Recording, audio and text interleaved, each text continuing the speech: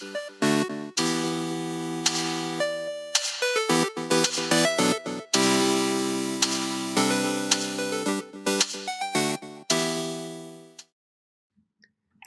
and welcome to the Turn by Turn podcast. My name is Daniel, and this week I am joined with Craig, the game dev for Telepath Tactics Liberated.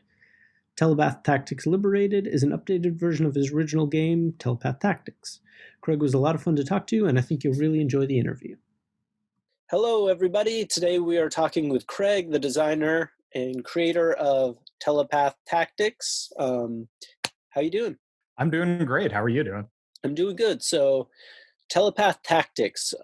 One of the things that jumps out to me as I look at the website is this based off of something or a spiritual sequel to something? This game is sort of an outgrowth of a series of RPGs I've been developing since 2006. They mostly came out as free browser games back in the aughts, right? Like the first game I released was called Telepath RPG Chapter 1, and that was a Flash game, and that was in 2006. The year after that, I released Telepath RPG Chapter 2, which was reasonably popular on sites like Addicting Games and Newgrounds and such. And then I was like, hey, what if I made standalone games and sold them to people? So Telepath Tactics takes place in the same universe as all those other games, but it's much more involved mechanically. I drew influences from Fire Emblem, from Final Fantasy Tactics, from Disgaea, and the original games on which the mechanics are based were themselves inspired by Shining Force. Okay, very cool. So let's hear a little more about you then. So you've obviously been in the game for a while. How many different sort of games do you have your name on at this point? That's a good question. I don't know, 8, 9, something like that. If you go to sinisterdesign.net, that's my website. I've got a page that has all my games on it. So if you really want to know, it's there. And are you always in the realm of RPGs? Usually, sometimes I'll do stuff that isn't RPG-ish. Like my last game that I released is actually a board game. It's a strategy board game for 2 to 4 players. It's called True Messiah. It's a game of surreal religious horror. It's almost kind of like turn-based StarCraft. Like you're building temples and recruiting followers and assembling a deck of miracles that you can use to destroy the other players. So this obviously isn't your first rodeo. A lot of the people that we talk to are the first-time solo devs. So do you have a team that you work with, or do you do all of it on your own? I am mostly a solo dev. I do most things on my own. There are a few people that I hire, sort of like hired guns who will come on and handle one thing for me. So for instance, I have a composer who I've been working with for years now named Ryan Richko. So he handles all the music. And I have an ever-rotating cast of artists who contribute visual art to my games. Lately, I've been working with a painter named Georgi Minkov. He's been redoing all of the portrait art for Telepath Tactics in this really lovely painterly style. But everything else I do myself. I do the writing, I do the programming, the game design, all the things. Wow. I say it like every interview episode that we do, but it's always so fascinating when one person does so much for one game. How are you all so good at so many things? I just put time into it. I don't know. I was an English creative writing major in college, so being good at writing was sort of my baseline, and then I just taught myself programming. And I don't know if I'd say I'm good at programming, but I'm definitely better than I was, and I'm able to do some stuff that I think is pretty cool. And I don't know, game design, that's just another thing that comes with practice. I've been at it for so long, either you get good or you quit and go, I don't know, become a salesman or something. So you have no formal education. You're all self-taught for the game stuff. I'm self-taught in programming. I took a game design class back in college, just to age myself here. I went to University of Southern California before there was such a thing as a game design major. The very first year they offered a class in game design, I took it, and that was it. That was like their full offering. Well, it seems like it panned out if you're already on to game 8 or 9. It's I mean, that's the thing, right? When you're self-funded, there's no one to tell you stop. You can just keep doing it. Exactly. The budget never runs out if you're paying for it yourself. Exactly. It just cannibalizes every other aspect of my life. Exactly. The creative choices get wackier as the the budget wanes. But seriously though, with this game, I think one of the mechanics that really stuck out to me that I don't think I've seen it in too many other games is the fact that so it's an SRPG, and the map can change during the battle. Like different events can trigger a change in the map. What sort of inspired that?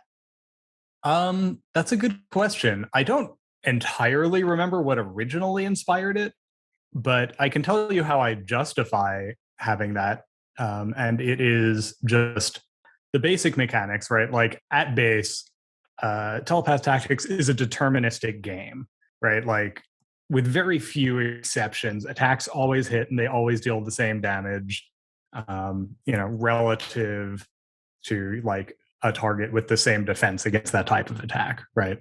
Mm-hmm. Like if you have an attack that does 6 slash damage and you attack an enemy with 0 slash resistance, it's going to hit and it's going to deal 6 slash damage. And that's all you need to know, right? Like there's no just like randomly missing attacks for the most part.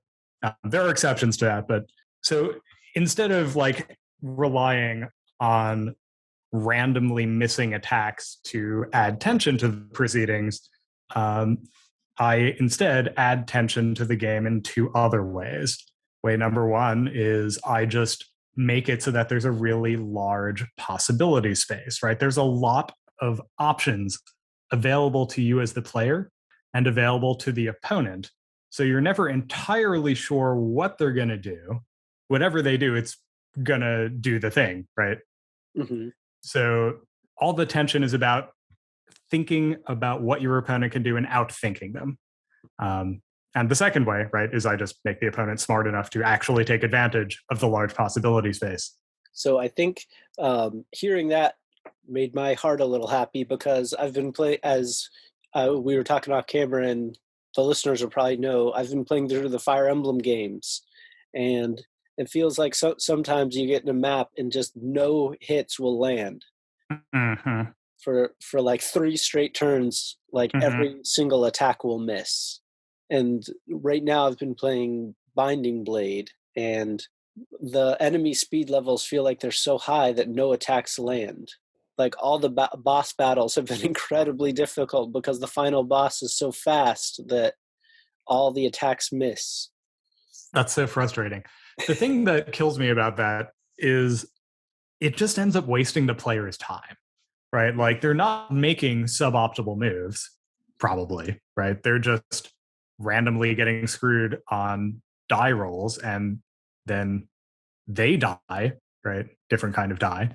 And then they've got to start the whole map over again. And what have you done as a developer? You've just wasted their time. That's what you've done. So yeah, I'm not a fan of that. Even games with like very low chances to miss though, like Shining Force, right? Love that game. But man, every time you miss an attack randomly, it's just like, why? Because like you couldn't have foreseen it, and you're probably not able to even do anything about it. No, it's especially brutal with the in Fire Emblem, where it's permadeath. So like if you go in for an attack and it misses, the counter's immediately there. Yeah. So like the one battle I was on specifically was against a tank boss that was a tank, and he had 3 damage left, and I went in to go go for the kill, and both hits missed.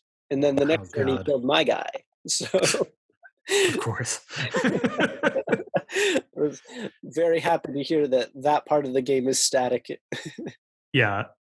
Then, yeah, it's just your attack's missing and your character's getting critted. Those are like the two things that are just like, I've decided the player is going to reset and play this whole thing again just because. Yeah. Have fun with that. So I appreciate that a bunch of the different devs that we've talked to so far have all mentioned like little quality of life things like that just, as someone who's not a particularly like amazing gamer, like it just like saves me hours hours of playtime. Yeah. So you had mentioned Fire Emblem and Final Fantasy and Shining Force. Are there any other games that have been like inspirational? Oh yeah. So one of them is called Disgaea. I'm not sure if you're familiar with it, but basically it's by Nippon Ichi Software, and it's this very like silly, tongue-in-cheek SRPG that very like deliberately lampshades the fact that it's grindy. Like characters will regularly break the fourth wall and talk about their level. I haven't played that yet, but it's on my list because I want to do an episode about it in the future. So I love Disgaea, despite the fact that it's grindy. I don't generally care for grindy strategy RPGs because it's too easy to just like make that a crutch if you're a developer, right? You don't have to really balance the battles based on the player's level. You can just kind of throw arbitrarily hard stuff at them and let them scale up until they can do it.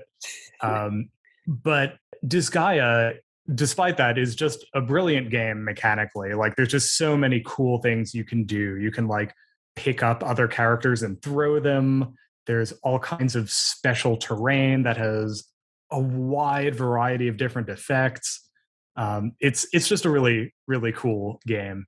So does Telepath Tactics sort of pick up on that, like being able to like throw units and sort of manipulate the map in other ways than just, oh, my guy has a sword, he can slash?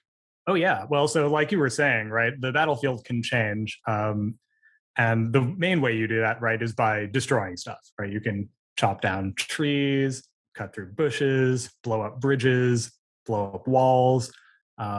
You can move things around. So like you have characters that can like shove boulders to block off paths. There are certain characters that can create things, right? So if you have a cryokineticist, they can use the ability cryoblast and they can freeze water to create an ice bridge. There are engineers that can build bridges and throw down barricades, and the barricades themselves are destructible. And if you hide behind them, the enemy will come and start chopping your barricades down. There are characters that can lay traps on the battlefield that enemies can wander into, and they can become stunned or slowed or take damage. Yeah, there's just all kinds of ways to manipulate the actual battlefield itself. And as I mentioned, there's also ways to move things around. And that was in large part inspired by Disgaea. So you have all these movement abilities that I just want to, go on the record and say that I did this before Fire Emblem started like putting in a million different move abilities. Like they had shove in the Teleus games. And that was awesome. And I loved that. I was like, okay, I'm going to have shove, but I'm also going to have other stuff. I'm going to have the ability for cavaliers to charge, which like makes them cross a bunch of distance and deal extra damage. There are characters that can pick up and throw other characters. Characters can pull each other to get each other out of the way. Or, alternatively to get them both closer to something, depending on how you're using it. There are characters that can teleport. There's a bunch of different like movement options in the game, and they all interact with characters and with the scenery, depending on what it is. Like you can't push a tree, but you can push a boulder, right? So there's just like a ton of tactical flexibility there. There's also elevation, right? So you can like not only can you like shove characters to get them into the spaces you want them, you can shove characters off of cliffs and they'll take falling damage and they'll hit the ground and become stunned. You can shove characters into water and they'll start to drown and they'll have to spend a turn swimming out. You can shove them down a chasm and they'll just, You get like one of those little like slide whistle things, and they'll just disappear, and a little -99 will pop up from where they used to be. As someone with a remarkably unlucky ability in video games, is it possible to like disfigure a map so horribly that it's not possible to complete it? Like, could I get all my characters trapped on an island kind of thing? Uh, there are not very many maps where that's possible. Gotcha. And you'd have to really try. Like pretty much all of the maps where you could do that, you would have to blow up like a lot of bridge tiles. You underestimate my powers. But it's good to know that the soft block is very difficult to achieve. Yeah, I mean, and you couldn't actually soft block yourself, right? You would just restart the map. And honestly, on those maps where if you did do that, right, as long as you have the engineer character with you, you could just build more bridges and keep going. Gotcha. Okay. A lot of your games are already out and available at, like you were saying, sinisterdesign.net, but when will Telepath Tactics be out?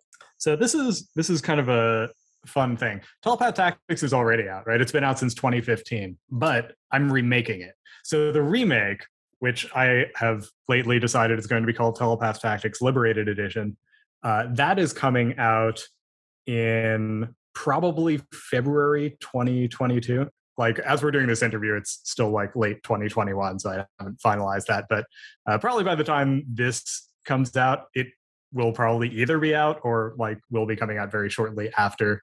What is like the 2-minute summary or like elevator pitch? Like, what's the story? So the story of Telepath Tactics is you've got these two girls that were raised by a tribe of lizard people, and they kind of sneak off at the beginning of the game to rescue their father, who is enslaved in these mines.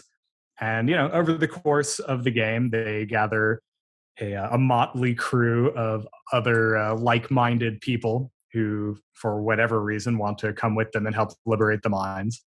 You kind of unravel this sort of corrupt system that's been making life horrible for people in the Isles. And it's a pretty straightforward story, honestly. It's a revenge tale, but it's got a lot of really interesting characters and a lot of fun interactions. And I think the mechanics are really the star of the show in this game. So I saw that you, on your website, have it listed as the tactical RPG and then a social sim. Is there like in Fire Emblem where you can like marry off your people? Like, is that there? Like, can I marry like a lizard or something? I think what you're thinking of is Together in Battle, which is actually a spin-off game that I'm developing in the same universe using most of the same mechanics from Telepath Tactics. So Together in Battle is, how shall I put this? It's more of a roguelite. Your characters are, by and large, procedurally generated with their own personalities, skills, backstories, and so on. So that game is sort of structured almost like a Persona game, right? You have day and you have night. And each day you pick a thing to do. You can go fight in the arena, you can recruit more characters, you can go shopping, or, maybe you'll investigate some, bad things that are happening in the city. Which I'm not going to talk about too much here for risk of spoilers. But by night, it becomes a social sim. At that point, your characters are kind of free to do what they want. They'll talk to each other, build relationships, maybe get into fights sometimes. They'll come to you for advice and ask you for things. One night, they might want to take a vacation. They might want a raise. Maybe they're just going to sit in their tent and have a crisis of confidence and hurt their own morale. You never really know. But as you get to know your characters better, you'll be able to predict the kind of stuff they're going to do. So that's Together in Battle. That's the game that I'm going to be releasing after Telepath Tactics Liberated Edition is out. So it's very impressive to have one game being made, but having two games being made, begs the question, when you like wake up in the morning, like how do you decide what kind of day it is? Is it a Telepath Tactics day or? So for most of the past year, it has been a Together in Battle day. Each day I wake up. But here's the thing, they share the same engine, right? So everything I've done on Together in Battle has also sort of inured to the benefit of Telepath Tactics Liberated Edition. So a few months ago, I woke up one day and I was like, you know what? It would only take me a few months to actually re-release Telepath Tactics in this new engine. I should probably do that. So that's what I've been focusing on the past few months, and by the time this interview is out, hopefully the game will be too. So, do you plan to release mostly through Steam? Do you have the more like grandiose ideas of going to Switch or Xbox or PS5? Yeah, so Telepath Tactics Liberated Edition is definitely coming out on Steam, and I also am very interested in releasing it on Switch, possibly on other consoles if I think there is enough of a market there, but I'm pretty sure there's a market on the Switch because it's got so many SRPGs already. It seems like a pretty sure bet that SRPG fanatics are going to have it already. And it seems that the SRPG fans seem to be the victim sometimes, where it's like, oh, we never get good games. And then like you start listing them and you're like, oh, holy crap, there's a lot of these.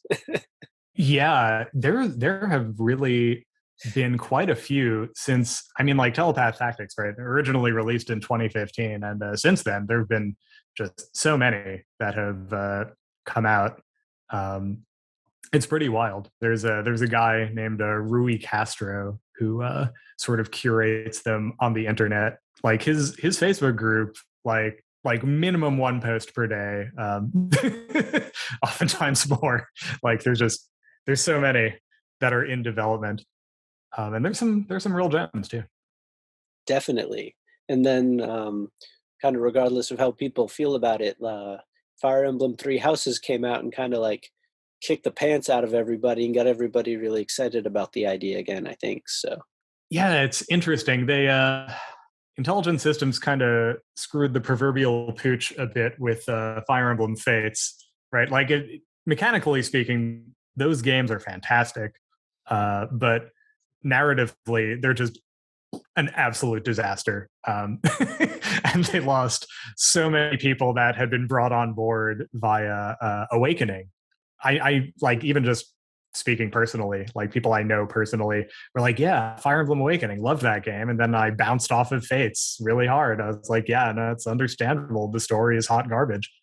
But Three Houses, I think they've managed to pull it back with that one. Like Three Houses is a really solid entry. As someone who's put in like 300 plus hours on Three Houses, I guess I have to agree whether I I put a lot of effort into having her be really good. And did it work? It did not, but I felt good for having tried. Yeah, man, it's just I really like, as the character who's clearly supposed to be like Hermione in that game, I like really wanted her to be good, and she just wasn't, and I was like, why? What was your favorite house? Definitely the Golden Deer. Claude is the best. Hilda's hilarious. All right, so we'll head towards wrapping up, so we're not taking too much of your time. But what is the best way for people to support you? Just best way for people to support me is to buy my games. My website is sinisterdesign.net, and you can find some of my games on Steam. You can find Telepath Tactics there at least, and by the time this is out, probably Telepath Tactics Liberated Edition as well. I also have the original Telepath Tactics on GOG, and I will probably be releasing Liberated Edition there at some point. But I'm taking things slower this time. I'm going to like release on one platform first for just Windows, and then gradually I will expand from there once I'm satisfied that like there aren't any showstopper bugs that need fixing. Sure. So I think my last question would be, So it's a remake. So was it just sort of, hey, it's time, let's do a remake, or did something prompt it? What was sort of the push to want to remake it after you had finished it in like 2015? Honestly, I just ran into a lot of limitations with the engine, with the original game around the time I was finishing up development. And there were just certain issues with it that I wasn't ever able to quite iron out, and it bugged me. So I was like, all right, I'm going to remake this whole engine from scratch, but I'm going to do it better this time. And I'm going to use this as the basis for my strategy RPGs going forward. So that's kind of why I've been developing 2 games at once, because this engine is basically the Telepath Tactics engine 2.0, but it supports a bunch of procedurally generated content as well. So things that are new, right? Biggest one, most obvious one is the terrain is 3D now. So you no longer have maps where like the elevation completely distorts what spaces are movable. Having something really high up doesn't mean that the thing that is high in terms of height is also towards the top of the screen, right? You can't just shoot off the top of the mountain to the left and it hits a space that is objectively like way north of there, you know? It's reasonable. Yeah, and 3D graphics mean you can now have things like characters actually sinking into water or lava when they hit it. Other cool stuff like that. The game itself is just much better programmed this time around. It's got better AI. I've redone a ton of the art. There's now much nicer portrait art.